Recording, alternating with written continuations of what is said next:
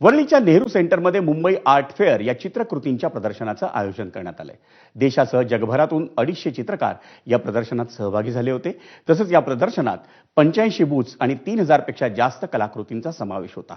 पट्टाचित्र, मधुबनी, पिछवाई, वारली या पारंपरिक शैलींच्या चित्रांसह काही अमूर्त चित्रही या प्रदर्शनात मांडली होती।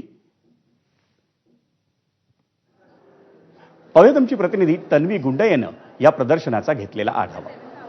तर आज आपण आलेलो आहोत मुंबईतल्या वरळीमध्ये, जिथे नेहरू सेंटर आर्ट गॅलरीमध्ये मुंबई आर्ट फेअर नावाचं एक चित्र प्रदर्शन भरलंय आणि जवळपास 250हून जास्त कलाकार या चित्र प्रदर्शनामध्ये सहभागी झालेत।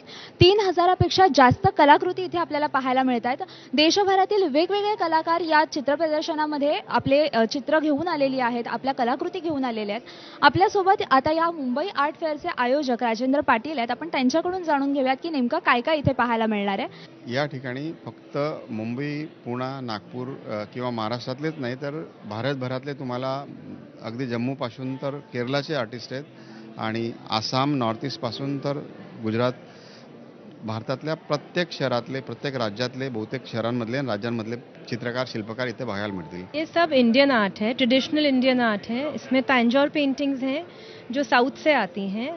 साउथ के आर्टिस्ट ही बनाते हैं, हम उनसे ही लेते हैं जो जेनरेशन से, सदियों से वही काम करके आ रहे हैं, अपने पूर्वजों से उन्होंने सीखा है और हम वही फॉलो कर रहे हैं। आपल्याला मुंबईतल्या फोर्ट परिसरातली वेगवेगळी वॉटर कलर्स पेंटिंग पण दिसतात आणि सोबतच एक डिफरंट आर्टवर्क दिसतंय। घराला सुशोभित करू शकणाऱ्या फ्रेम सुद्धा मिळू शकतील। सोबतच मुंबईच्या वेगवेगळ्या फ्रेम्स ज्याच्यामध्ये वॉटर कलर पेंटिंग सुद्धा आहेत, स्केच सुद्धा आहेत, हे सुद्धा तुम्हाला मिळू शकेल।